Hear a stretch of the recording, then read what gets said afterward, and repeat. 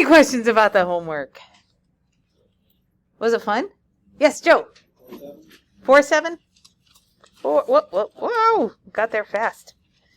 All right, what's the deal going on here?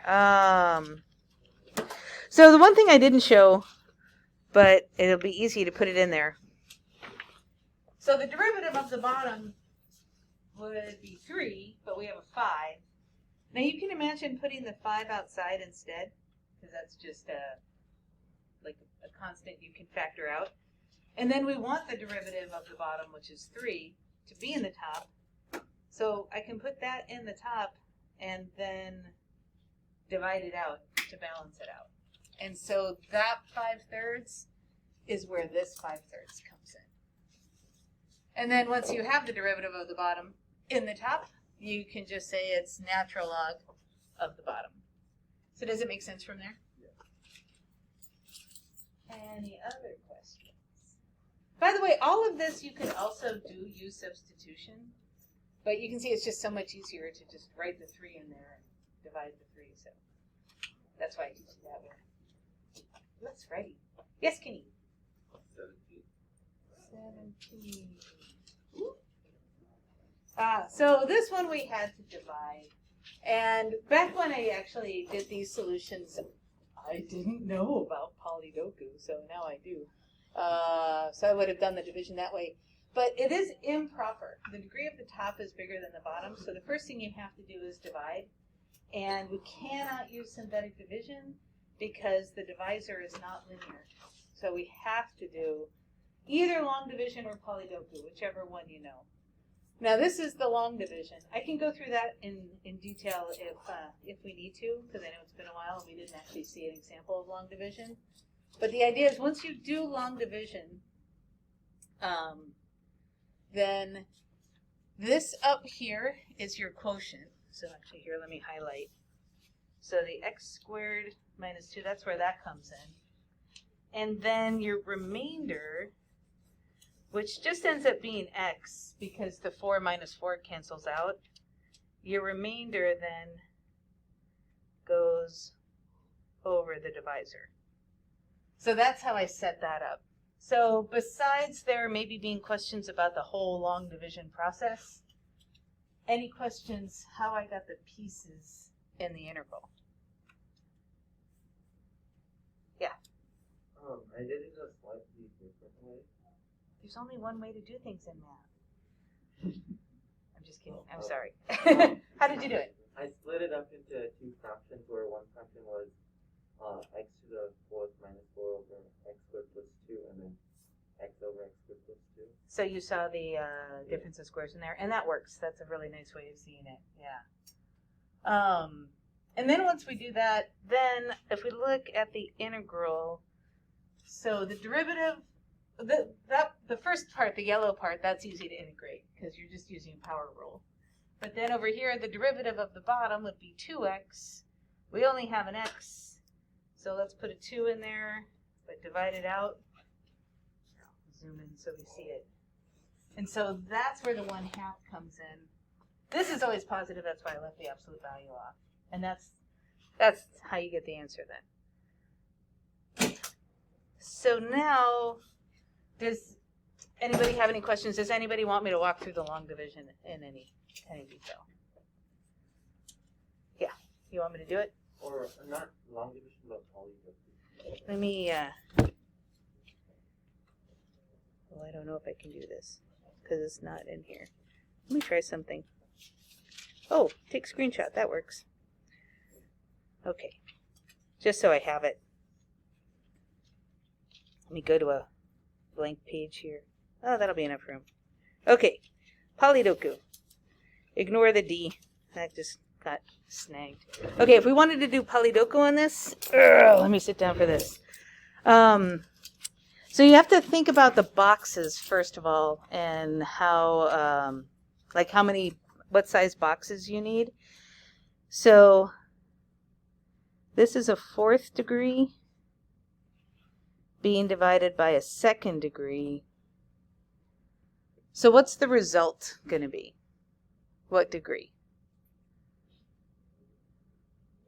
You remember how to do it? Yeah, I see people showing me. It is second degree. Just to make sure, because these particular numbers, it's not because 4 divided by 2 is 2, it's because you're subtracting. 4 minus 2 is 2. Because remember, we're dividing with exponents, so when you divide with exponents, you subtract them. So that's why we're getting second degree. So we're basically going to set up, oh, I gotta remember this. Okay, we're gonna want, like, it's been a while. I always have trouble explaining this part. Anyway, I can change this to a second degree times a second degree equal a fourth degree. Because we're going to set this up as if it was a multiplication problem. So we want to think about multiplying second by second to get the fourth. This dictates our boxes then. So to write a second degree polynomial, it's going to take 3 terms. Because you have your second degree, your first degree, and your constant, your 0 degree. So it's going to take 3 by 3. So you go through that process to figure out the size of the boxes. So I'm going to set up 1, 2, 3, 1, 2, 3, a 3 by 3. And then, just like we have to do with synthetic or long division, if you have any missing terms, you want to put placeholders. So I'm going to take my divisor and put it along this side. So I got x squared. This seems really thin. I don't know why. Hang on.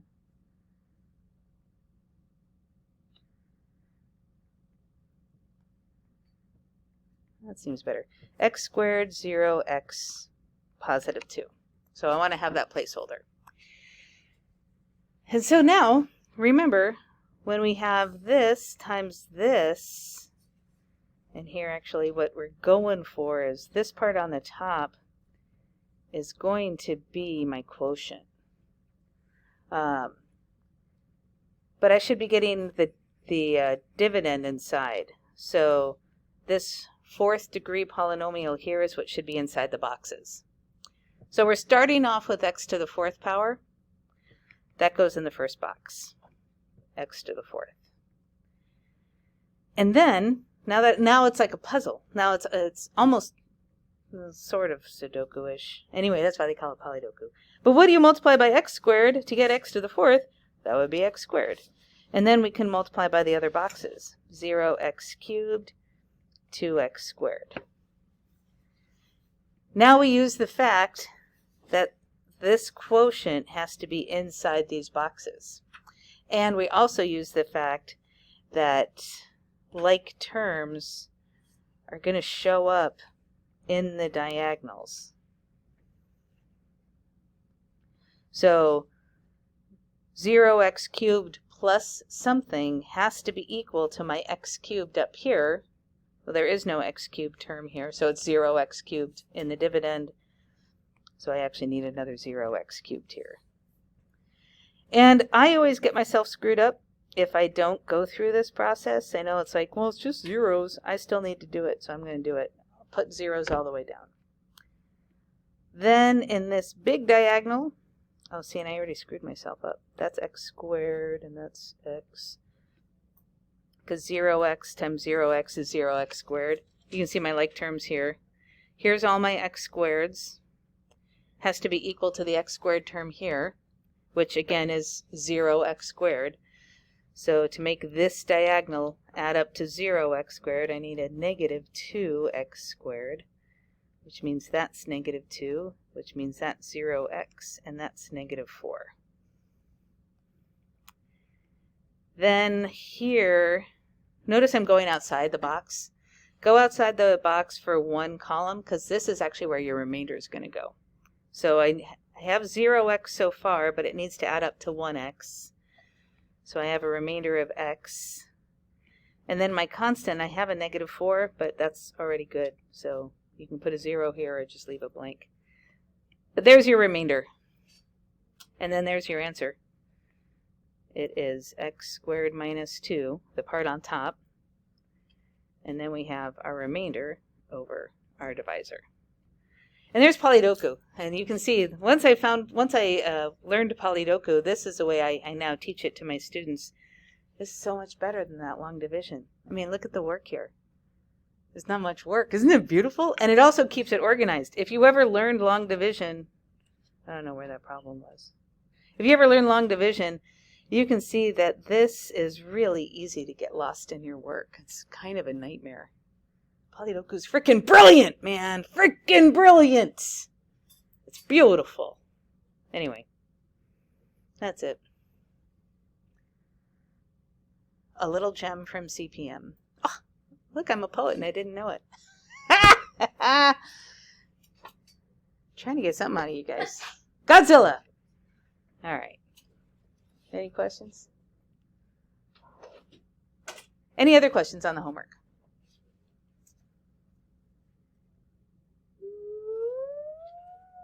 Okay, well then, can I have your homework? Please.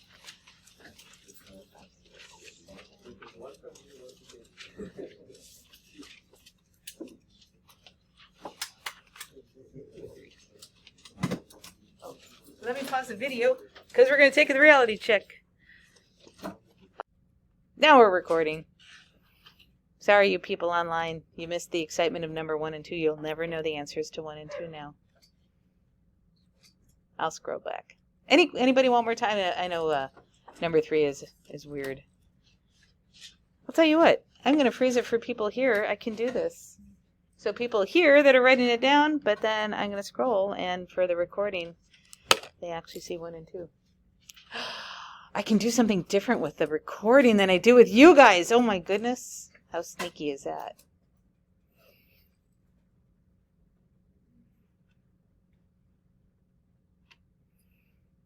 While you guys are writing this down, since I wasn't recording while I did it, for people online, if you're wondering how the heck, what happened to the negative 14? The negative 14 can combine with an arbitrary constant and become another arbitrary constant.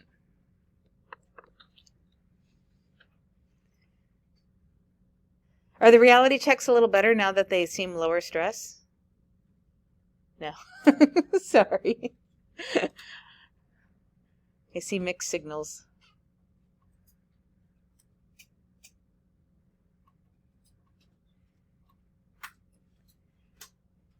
We're going to do inverse functions today. A lot of it's going to be review, and then we'll do a little bit new stuff. Calculus with inverse functions. I still see a lot of people writing stuff down, so I'm leaving it up here. Oh, goodness. Ugh.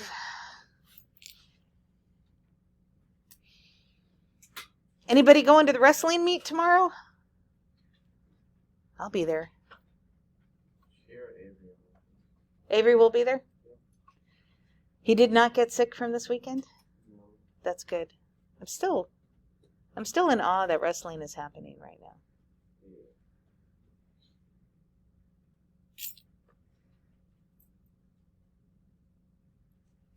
Is anybody else doing sports right now? Basketball's going on, right? You guys have to wear your masks, right? Hey, there you go. Who's the track coach? Mr. Gilmore is the main coach, but Coach Bright still does the Oh, okay, cool. I love Coach Bright. Way back, my son used to go here, and he was in cross country. And I still remember I was talking to some students, and I was like joking around that, you know, my best mile time. I wasn't really joking because this is true. My best mile time is 13 minutes. I'm not the fastest person. What can I say? But I didn't think I could still even do 13 minutes. So they convinced me. They were doing a mile time in cross country. So they convinced me to go out to the track that afternoon and try it. And I did my 1 lap. And I'm like, I can't do it, you guys. I can't go on. And they were so sweet because they just ran with me. Well, ran. I mean, they're basically walking, but I feel like I'm running, but I'm sure I did not even look like it. But they were like running backwards, trying to convince me to go on. I'm like, ah! And they got me to do it, and I think my time, if I remember right, was 12 minutes and 59 seconds. So I still beat my 13 minutes. So yeah, there you go. Oh my God, that was horrible. So every time I hear people talk about having to do the mile in PE, I'm like, oh, I feel for you. I'm so sorry. People can walk faster than that 13 minutes. Anyway, any other questions on this? Yes. The second dx. So, I'm not sure what you mean by the second dx. This one? Oh, I just wrote it down wrong. Thank you. Oh my God, I didn't even notice that. Yeah, any integral should always have just one dx. Oh, it's frozen. Okay, thanks. There we go. Yeah, that was just my boo-boo. Was it like that on your reality check? Oh, okay, good. Thank you for pointing that out. Any other questions? All right, let's go to our notes then.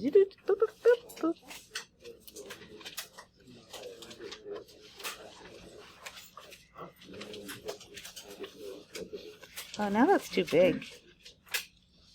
Maybe 4. Oh, it doesn't look so bad. Believe it or not, I've actually done several half marathons, 1 marathon, and several triathlons. I like to call myself a completer, not a competer. I have done those things and literally come in dead last, but dang it, I finished them. There's one time, actually, Miss Rader and I, and then a third friend of ours, we were doing a triathlon as a relay.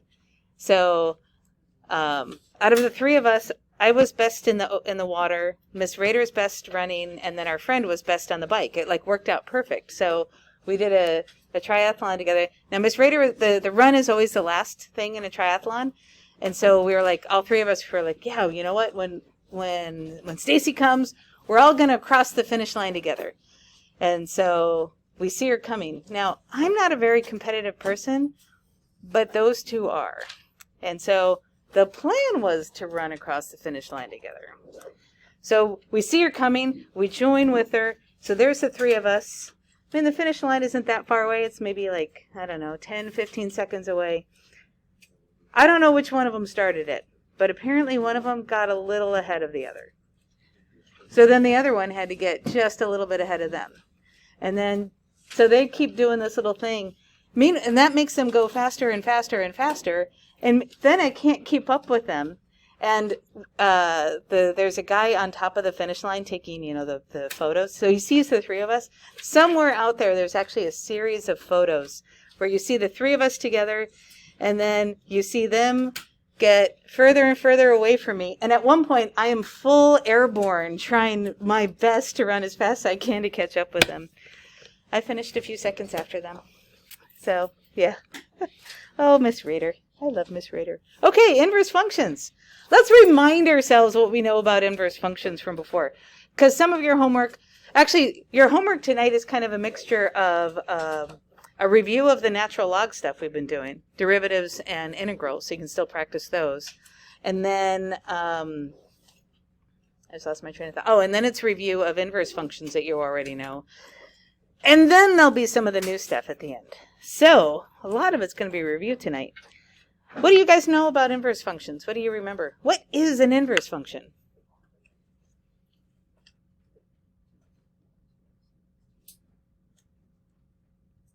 I wish I had the cricket sound right now. Trey, yeah. Ooh, there we go. Yeah. There's something to remember. Inverse functions are reflections about the line y equals x. So, for instance, if we just do a very easy one, if I look at the square root of x, can you guys tell me what the inverse of the square root of x is? X squared, exactly. And then, I don't know if you recall, but remember we have this notation that little -1 on the f, that stands for the inverse function of f. Now, let's just remind ourselves about domain and range here. What is, if we look at f of x, what's the domain? What values of x can we take the square root of? Yeah, positive numbers, and also there's another kind of number we can take a square root of that's not positive. Subrath? 0, exactly, yeah. So x has to be either greater than 0 or equal to 0. So that's my domain. Anybody, can you think about what the range is? What kind of possible numbers can we get as an output for the square root of x?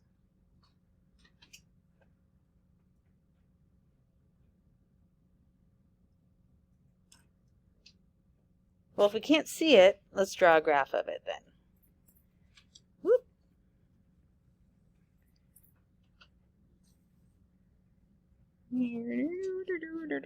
I'm kind of giving it away right now by this. Anybody? Oh, no. I saw a hand up. No, okay. Can you guys draw in the air what the square root graph looks like? Yeah, exactly. So goes through these points 0, 0, 1, 1, 4, 2. It's going to do this. So now that you see the graph, now can you tell me what the range is? The y values. Does y ever go negative? Oh, does it go 0? Does it go positive? All the positives? Okay. So y is also greater than or equal to 0. So for the inverse function, I'm going to put the inverse function over here, and then we'll put them together. So actually, let me label this as y equals f of x. So for the inverse function, we're going to graph y equals x squared, but if we're talking the inverse function of f of x, we actually really don't want the whole thing. We only want the part that's going to match this. Now this is kind of a, this isn't the greatest example. Does anybody remember something else about inverse functions? Anything else? And I really do mean anything. There's like lots of different things, so. Do you remember anything? Oh, Marcus? Ooh, very nice. I'm going to, let's see here, where do I want to put that? I'm going to save that for the very next thing. But yeah, true. Do you remember how to find inverse functions?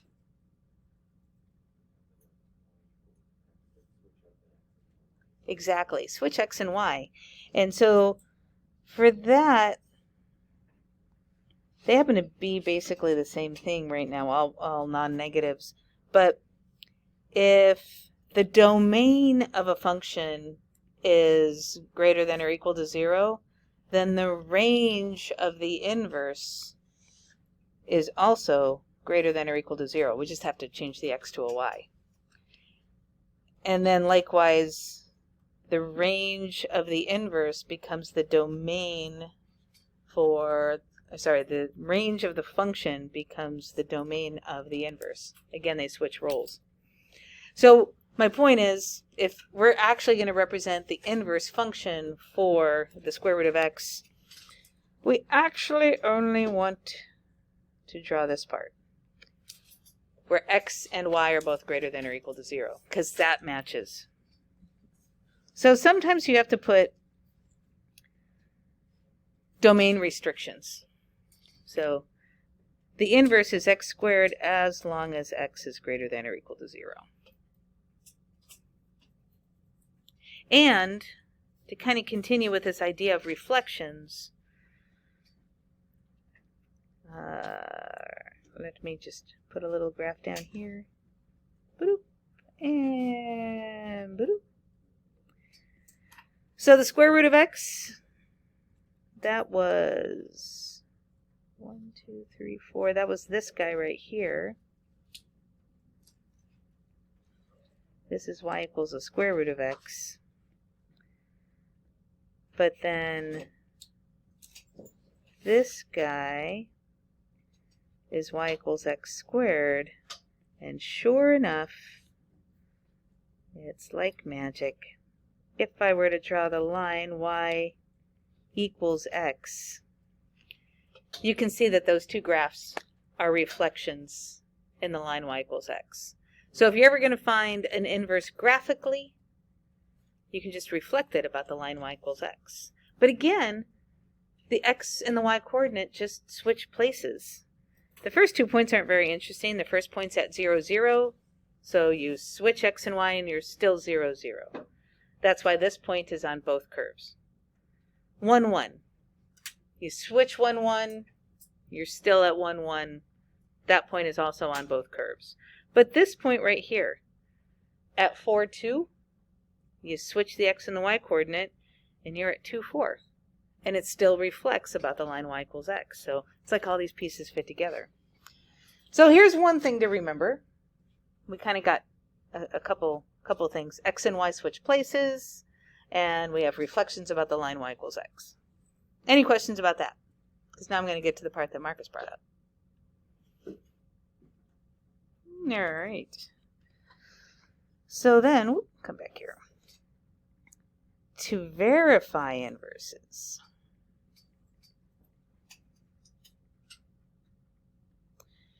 you have to show that f composed with g of x and g composed with f of x. So you'd have to do it both ways. It's not enough for these two things to be equal to each other, but they both have to be equal to x. And the idea behind it is, if I take an input, x, I put it into a function g, and then take that and put it back into f, its inverse, the inverse is supposed to undo everything g did. So if I started with x, after I do g and then do f to it, I should be back at x. I should be back where I started. F will undo g, and g will undo f. So, for example, let's first find an inverse, and then we'll verify that they're inverses. Let's find the inverse of y equals, and let's make it easy for this first one. How about 2x plus 3? So you guys do it. Switch x and y, solve for y, see what you get.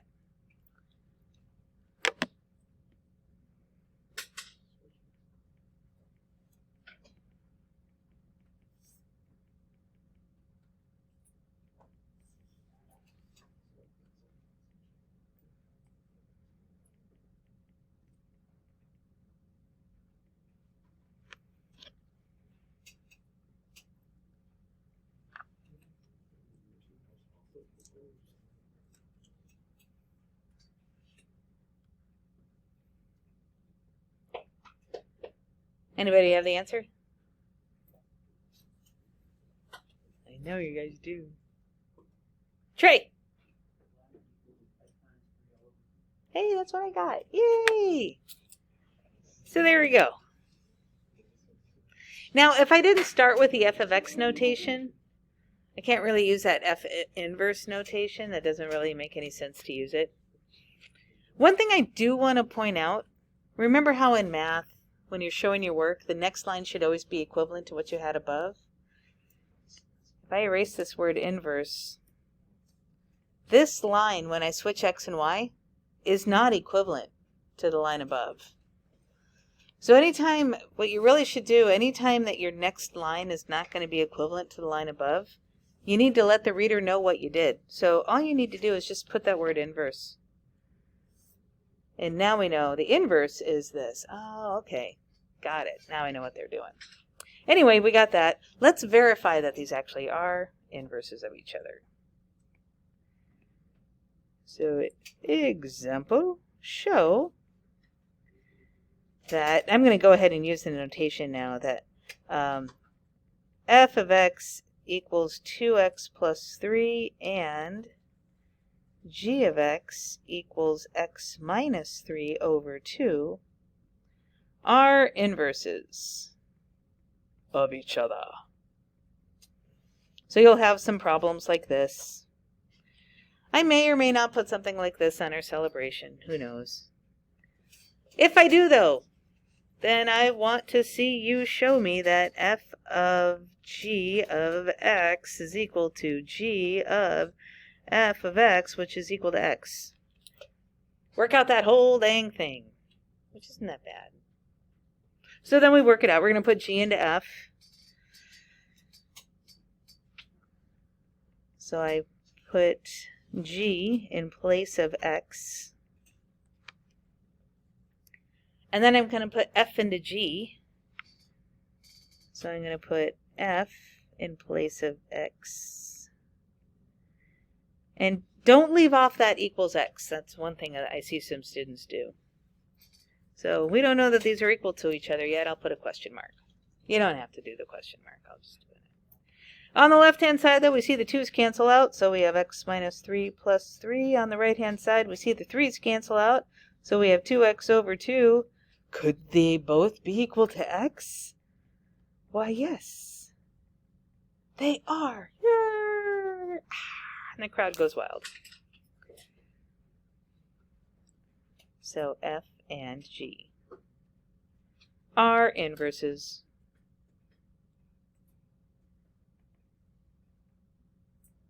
of each other. Yay!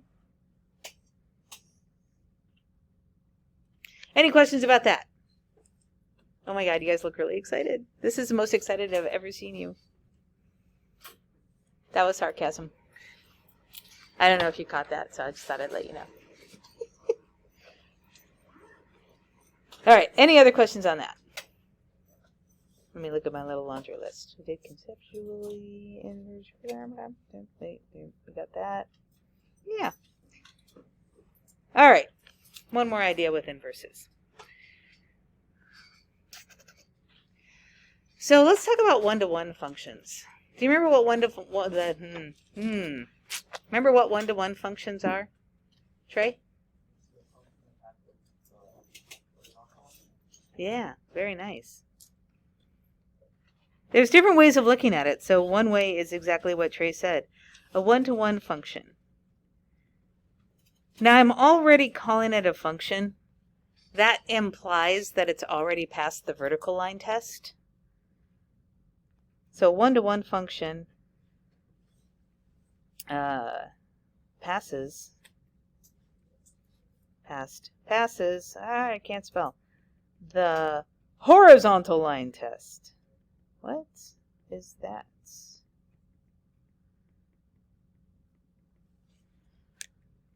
What is the horizontal line test?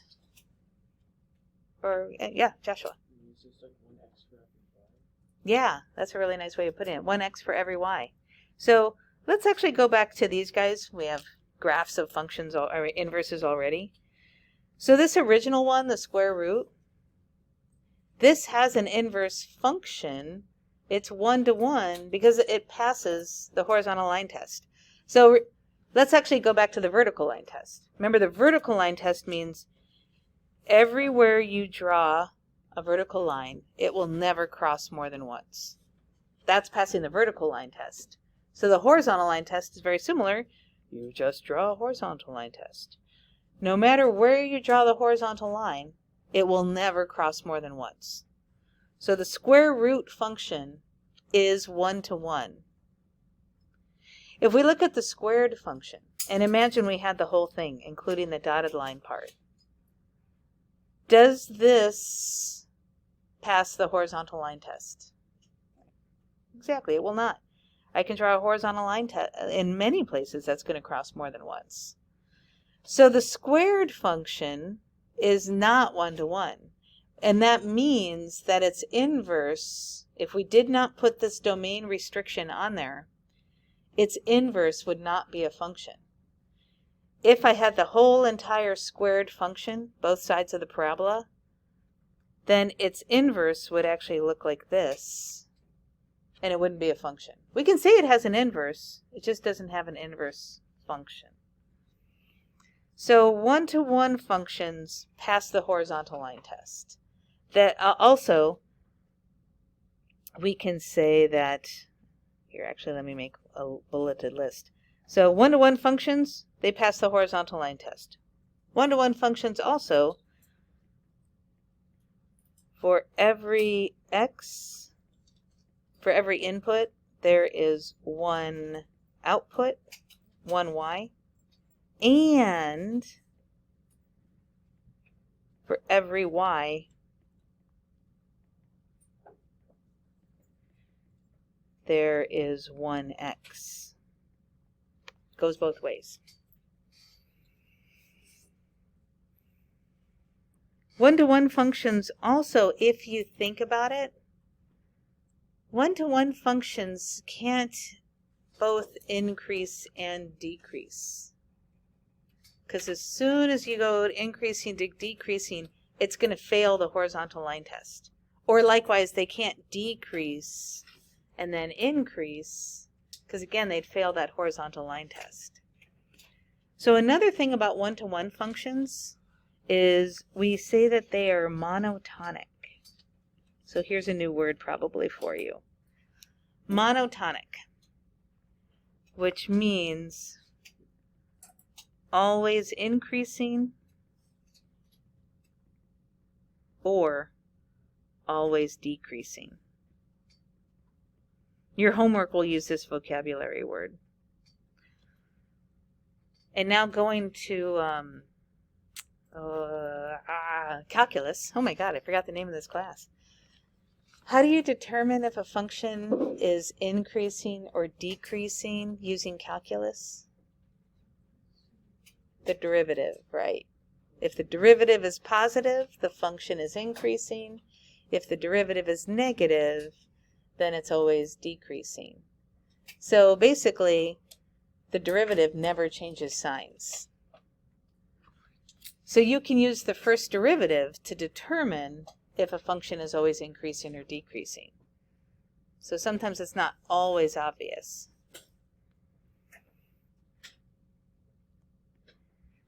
Any questions about that?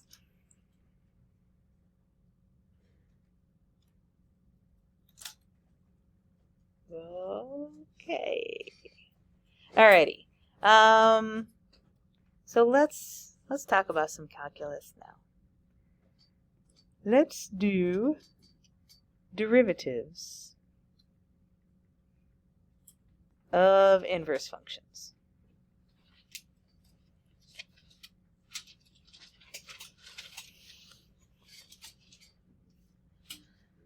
So sometimes we want to evaluate the derivative of an inverse function somewhere, but we can't explicitly find the inverse function.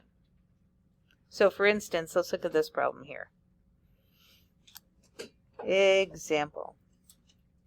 If f of x equals 1/27 times x to the 5th plus 2x cubed, find. And get ready for some crazy notation here. We're going to take the inverse, but then we're going to take the derivative of the inverse, and I want to evaluate it at -11.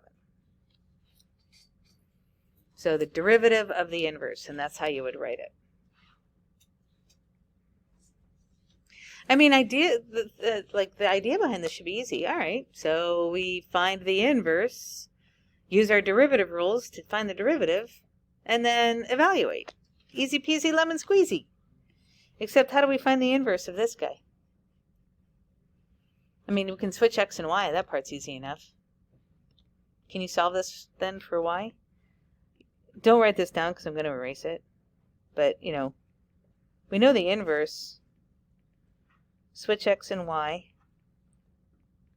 just so we can visually see it.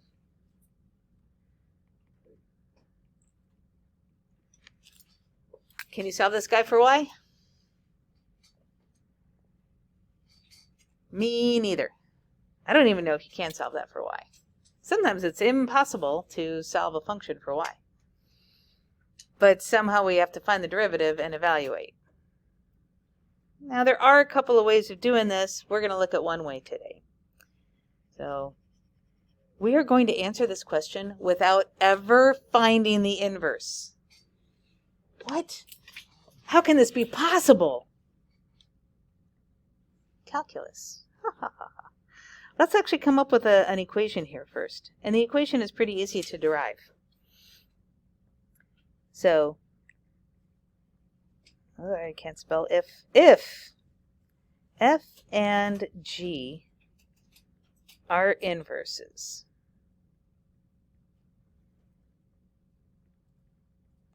then you guys should be able to tell me what f of g of x is. What is f of g of x? X, exactly. They undo each other. You start with x. As soon as you do both of them, you're back at x. They undo each other. So if we start with this and then take the derivative of both sides, so the derivative of f of g of x, one more, should be the derivative of x. So we take the derivative of both sides. Anybody remember how you take the derivative of f of g of x?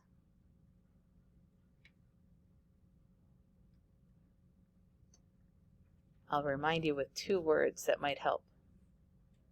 Chain rule. Remember how we write it?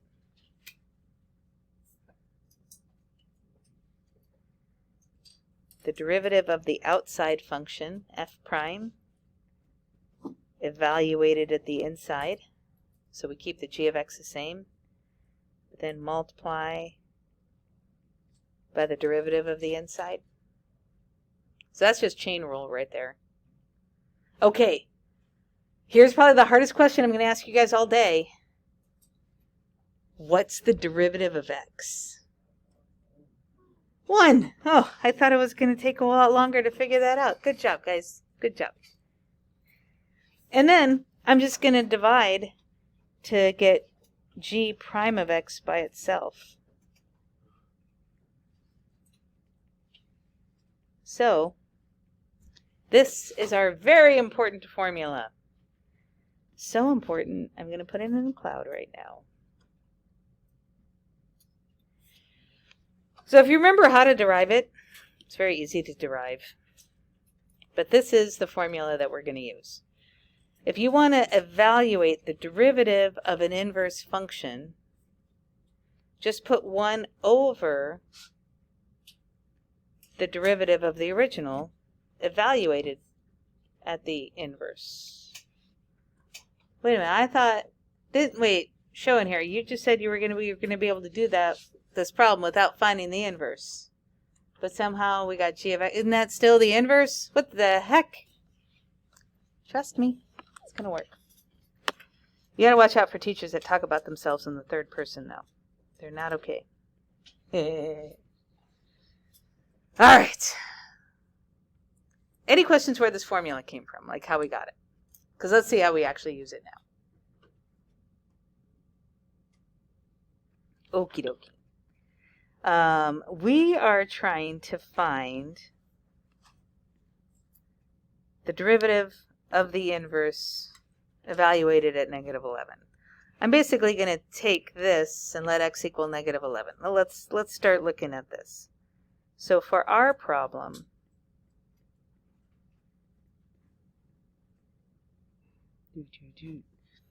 we are trying to find the derivative of the inverse. So now we're using f inverse instead of g. So I'm basically just going to use the same formula. But everywhere there's g, I'm going to write f inverse. So that is 1 over f prime of f inverse of -11.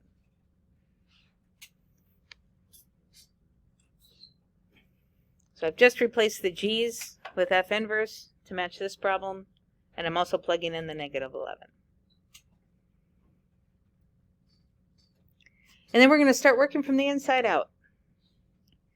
So our first order of business is to figure out what the heck f inverse of negative 11 is, without actually finding f inverse. What the heck is going on here? This is insane.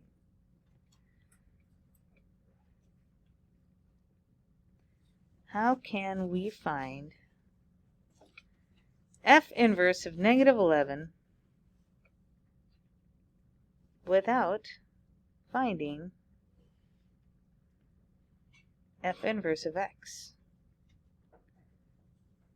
How can we plug negative 11 into something that we don't even have? This hurts my brain. Anybody have any ideas?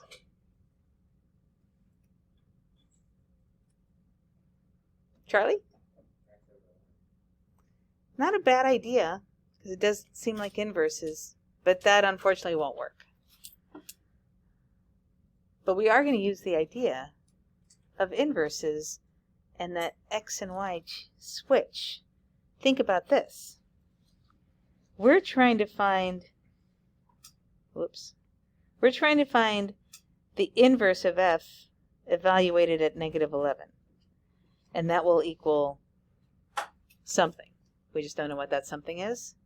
But using the fact that x and y switch with inverses, another way of thinking of the same problem is f of what will equal negative 11.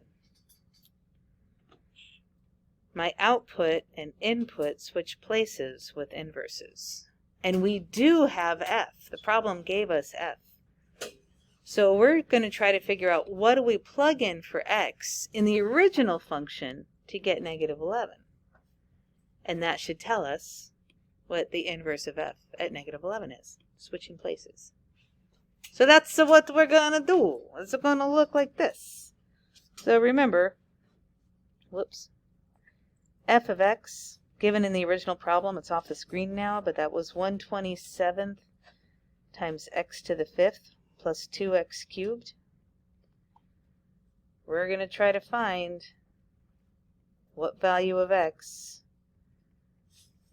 makes that equal negative 11. Dun dun dun! Now we have an equation to solve. Yes! So any questions, don't worry about how we're going to do this, because we'll look at that in a second, but any questions how this answer for x will tell us what goes in the box? Does that make sense? All right, so how do we solve this for x?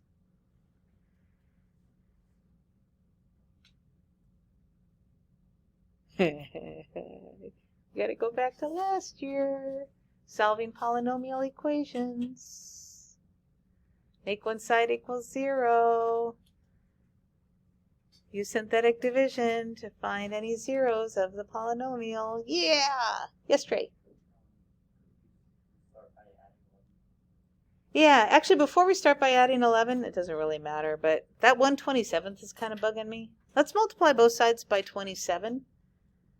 And then we can get rid of that, and then whatever we get, we'll add to the other side. We'll make one side equal 0 after that. So if we multiply both sides by 27, we get negative 297 equals x to the 5th plus 2x cubed. And then make one side equal 0. And we get this lovely problem. All we got to do is figure out what makes this thing equal 0. It's actually not that bad. Trust me, it won't be that bad. But let's set up synthetic division and figure this out. So remember, synthetic division, placeholders for any missing terms. So I have an x to the 5th. I don't have x to the 4th.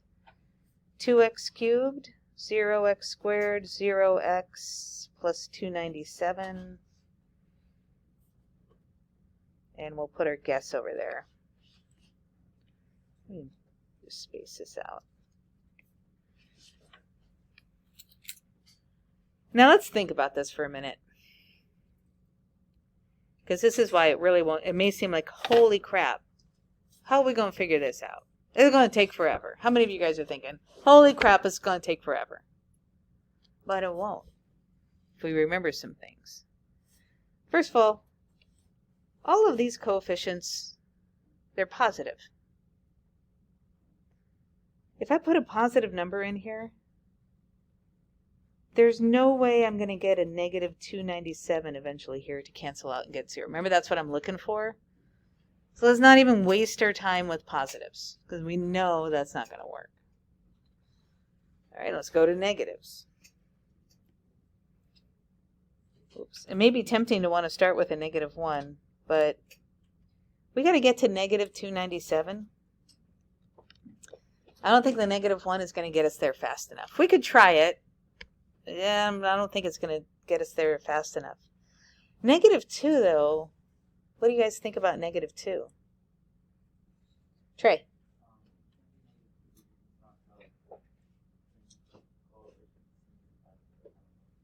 You're absolutely right, though. Remember we had a rational root theorem is what it was called. But if you're going to have a rational root to a polynomial, it always has to be of the form factor of the constant over factors of the leading coefficient. 2 is not a factor of 297. Don't waste your time with negative 2. Could we try negative 3? Let's see if negative 3 works.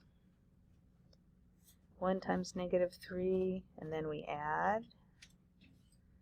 Negative 3 times negative 3, and then we add 11 times negative 3, and then we add negative 33 times negative 3, and then we add. And what are you going to get when you multiply 99 times negative 3? You're going to get negative 297. First try. And we got it. See? Don't automatically think the big numbers are going to make it hard. If you stop and think about it, first try and we got the answer. Maybe we would have tried negative 1, but that would have been easy to figure out. It didn't work. And then our next number, our next natural pick should be negative 3, and it worked. So what have we found? Well, going back up to this idea up here, we now know that negative 3 is our answer. Because what we have just found is that f of negative 3 equals negative 11. So that means, I don't know what happened there. That means the inverse evaluated at negative 11 is negative 3. We found it. That's what we were looking for, remember? Woohoo! We're on the home stretch after this. I'll let you guys write that down and chew on this. Any questions there?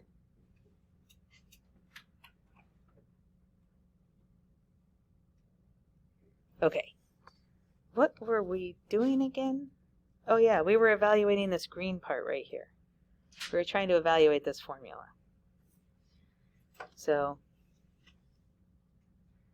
I really don't like how I ended up showing my work, but we're going to go with it. You know me, I hate lots of arrows. Should have just kept going down. Anyway, I'm going to rewrite that green part. Get back to green. We were trying to work out this formula. The derivative of the inverse evaluated at negative 11, we know from the formula in the cloud, is 1 over the derivative of f evaluated at the inverse of negative 11. And we have just found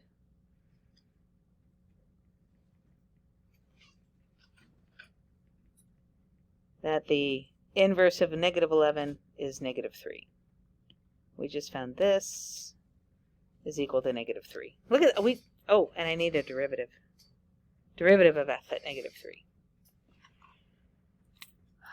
This problem just became a lot more simple looking, didn't it? Yes! The only thing we got to do now is find f prime of negative 3. Can we find the derivative of f? Yeah, that's not bad at all, is it?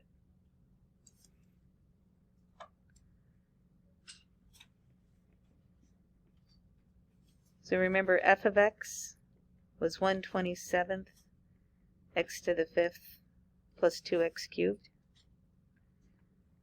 So f prime of x, think about what f prime is.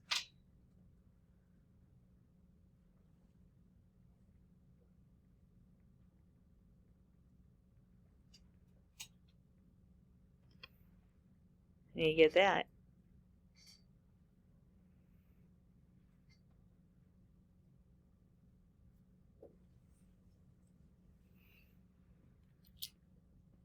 It's going to go to the next page. All we got to do now is evaluate at -3. And we're going to do this without a calculator, and we're going to be smart about how we do this.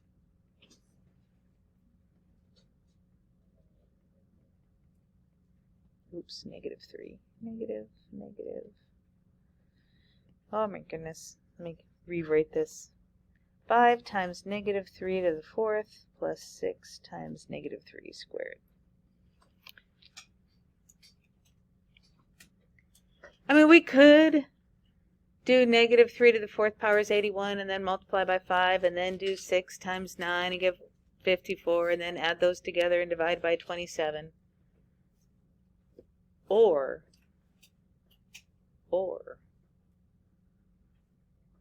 let's play around with this. We want the derivative of f at -3 equals, I have a common factor. Let me write it out like this. That -3 to the 4th is 81. That -3 squared is 9. What's a common factor in these two terms?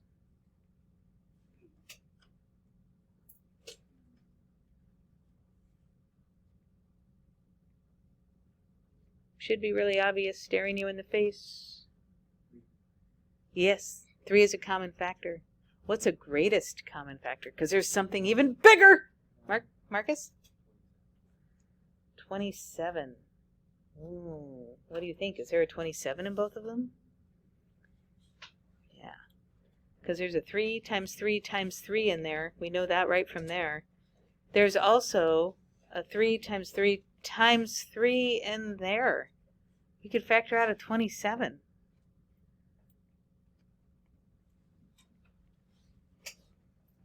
See, these things we've stopped thinking about because we always rely on our calculators. But look how much easier this is going to be without a calculator. So we factored out 3 3's from the 81. That leaves us with 1. So 5 times 3 is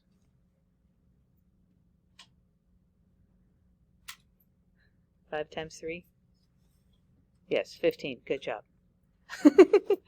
But then over here, factor out the 27 from here. We're going to factor out the 3 times 3 from the 9 and another 3 from the 6. And that leaves us with 2. And then we can see that it's 1 times 17, 17. See how easy that is if you stop and think about it? And if you get good at doing stuff like this, I swear it'll take you less time to do this in your head than it will take you to push buttons on a stinking calculator. Ugh, calculators have made us weak. Anyway, now we have our answer. The derivative of the inverse evaluated at -11 is 1/17. This 17 goes right there. And we never found the inverse.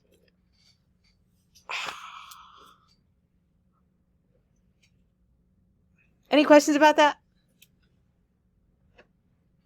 Wasn't that fun? I see some heads shaking no. I appreciate the honesty. But that's it. We're done. So your homework tonight, again, a little bit of review of natural logs, a little bit of review of inverse functions, and then you have 3 problems at the end that are like this.